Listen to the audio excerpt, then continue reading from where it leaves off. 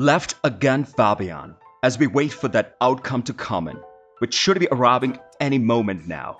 We watch the Armageddon game start with Magnus, Carlsen and Anish. Will Magnus, playing white, give us a rematch of their earlier battle and the Catalan rapid moves? No.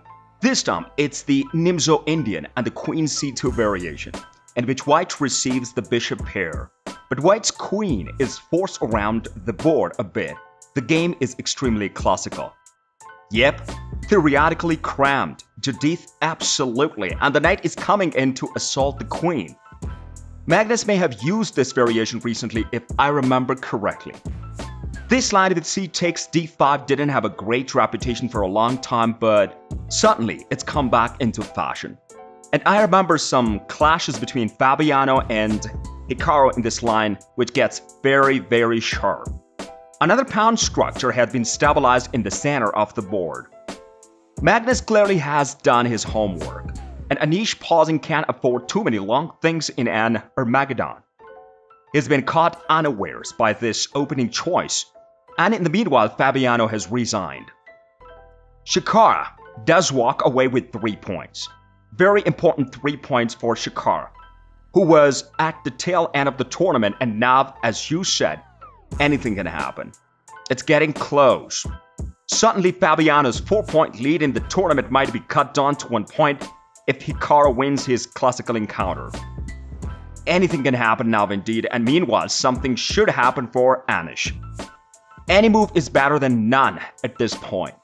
He spent 1 minute over 1 minute on this move. He wants to decide how to react to that because after that, he's gonna be probably pretty fast. The next move sacrificed the pawn for compensation. Let's see whether he is really going to have enough compensation in this game. And Magnus knows what to do, of course. He did not hesitate at all. He grabbed the pawn. And here, Black has to decide how to compensate. You need to be quick. You need to get pieces into the game while all of the white's kingside pieces are still asleep. Of course, Queen Exchange and Unleash his game is in so many other games.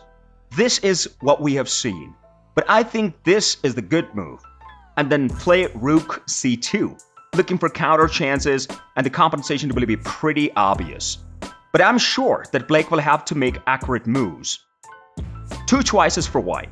Either you keep your bishop alive or you save a bit of time by capturing this black knight, giving yourself a tempo. But on the downside, you don't have the bishop pass. The Magnus retreats back to f4, and he had that rook, which is gonna land any moment now. There we go. Rook to c2. How does white evict those black pieces? I remember this because the black bishop can go to g6. After all, rook c1 immediately with some tactics, and if the bishop has to move back to e6, then rook b1 will be. I wondered whether Anish would have finished this, maybe played a move like g5 first, maybe g4 is coming. I remember this because the black bishop can go to g6 because rook c1 immediately with some tactics, and I remember this because the black knight in the center can be kicked away. Question mark attached to that move because e3, bishop to d3, and then it's just an extra pawn and bishop. Here, well, this is absolutely a home prep for Magnus. I believe this was a great trap. It had been played before, it was just a careless moment from Anish. And once again, Magnus being very willy with his opening choices, and now the bishop does come to d3. Here, well, this is absolutely a home prep for Magnus. I believe this was a great trap. Even if Magnus didn't have the extra e3 pawn, I think he would still be a big favorite in this game, but because white has full control. Bishop pair, white opposite. Exactly, things are not going well to have such a position against Magnus. Spawned on, bishop pair, white opposite. I had some bad experience against Magnus back in White Kings, saying something similar. I had a phone up, but just the position was not good. And that's the thing, Drew, that you mentioned, the strategy of getting the queens off as early as possible. It works against most people, but against Magnus, maybe one of the exceptions.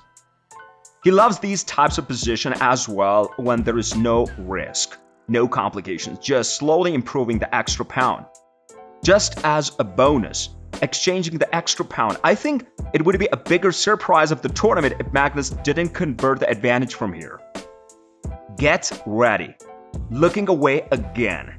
He's got his pieces on nice squares, but they can go no further.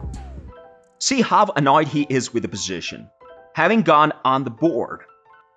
And it's maybe a new experience for Gary because it's rare to see him kind of lost out of the opening ever, let alone up to 15 or 20 moves. Disaster, and Magnus just taking his time.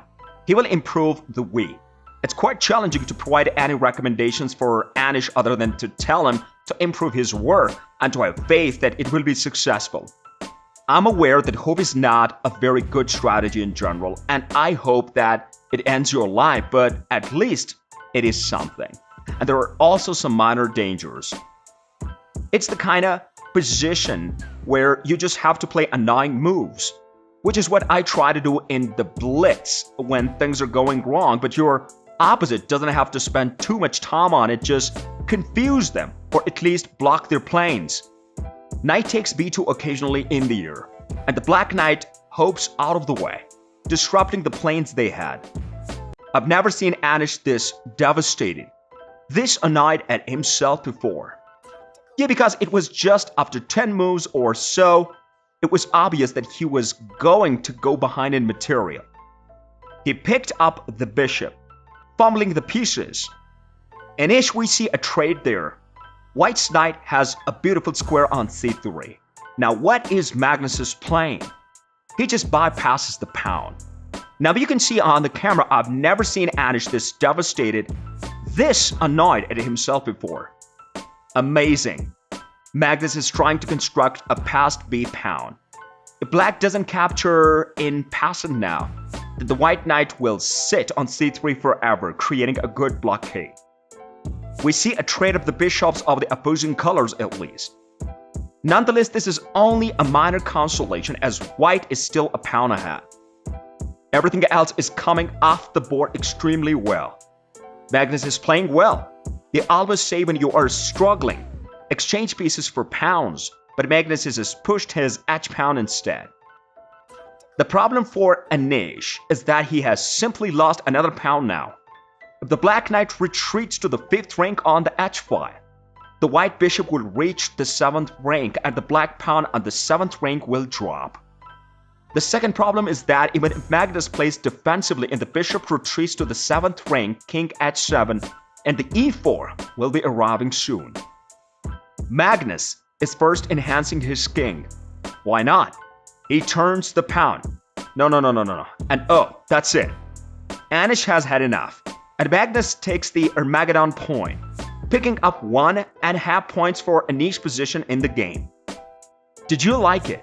Tell us what do you think of the video in the comment section below, and don't forget to subscribe to our YouTube channel for more interesting videos.